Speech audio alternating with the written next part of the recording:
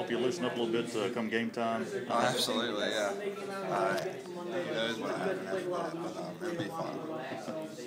Hunter, did you grow up? At this point, are you hearing anything? This draft's weird. You don't know anything for sure. Nothing's set in stone. So you could be hearing, somebody wants you in the 3rd round, somebody wants you in the 13th pick, 12th pick, something like that.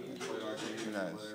Hunter, a lot of kids in the Southeast grow up SEC fans. Don't necessarily grow up Major League Baseball fans. Was that you, or did you have a team growing up? No, I never really had a team. Atlanta Braves, of course, because down south. But other than that, I always grew up a Mississippi State fan and a Bulldog fan at heart. And other than that, I really didn't watch much Major League Baseball. I've always wanted to play it, but never really watched it. Who has talked to you most? Any kind of leader at this point? Not really. Most of them kind of keep themselves. And the ones that really like you don't say anything at all because they don't want other teams knowing. So, you never really know who wants you the most or anything. I know you and Chris Stratton have both been busy, but have you had a chance to maybe chat with him about what to expect? We've talked a little bit, not necessarily lately, because he's been really busy pitching and he's done a great job. But before the season, we've chatted a bit, and I've talked to Jared and Nick and all of them. But it's just a different experience. They all said, it's different from any kind of college baseball or college summer team you've been part of. But it'll be a lot of fun. Curious, Hunter, how you found out you were drafted out of high school. How'd you find that one out? What do you mean? How did you find out? Who told you, and how did you find out you were drafted out of high school? Actually, it was a guy. I was at my high school field. I was hitting, just hitting on the field, and a guy drove up and you got drafted. I looked at my phone. I had like 3 or 4 missed calls from Danny Watkins from Red Sox, and I had a missed call from him. I called him back because you just got drafted. I said obviously, but it was kind of surreal. It was pretty cool. I know going into this season, as far as your production, you hadn't done a whole lot as far as, hey, this guy's going to be a high draft pick, but John kept talking you up. So did you imagine yourself being in this position, hey, possible first-round pick at the end of the year? Absolutely. I've always knew I had it in me ever since, I was playing summer ball with the Bandits. But, it wasn't there, it wasn't showing up. And BP was there, all the practice was there, just in the games, I was pressing too much, I believe. Yeah. Not swinging the right pitches.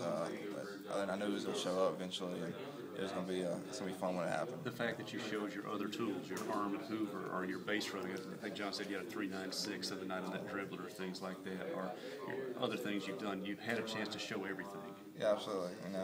I've always had the speed. I've always had the arm strength. It was just a hit and showing up, and it finally did. And it's been fun to compete at this level, doing that. But other than that, it's been fun to help the team. Do you think a weight will be lifted off your shoulders when you hear your name tomorrow, so you can just focus on, the Super Regional? Oh, absolutely.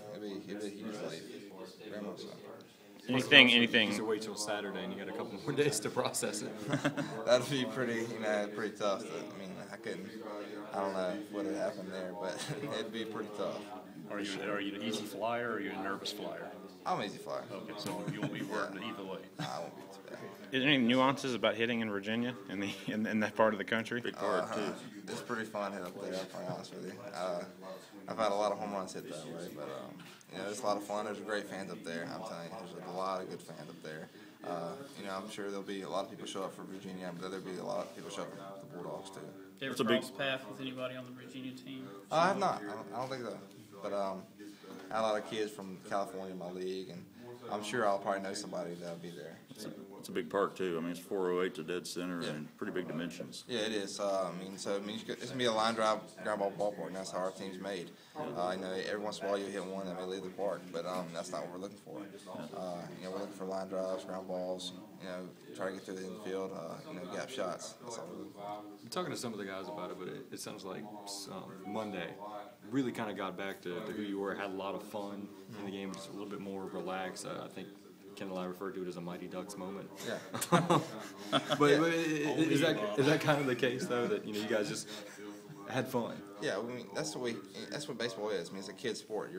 You're a big kid playing a little kid's game, and if you're not having fun doing something, then it's not worth doing. That's what I'm always saying. But so if you're sitting there having fun, you're going to be doing great. It don't matter if you're striking out, if you're having fun doing it, you're going to do a lot of good things, right? So as long as we're sitting there having fun, hitting the ball hard, pitching well, we got a chance to win a lot of ball games still to come. You ever look at guys like Luis or Ross in the dugout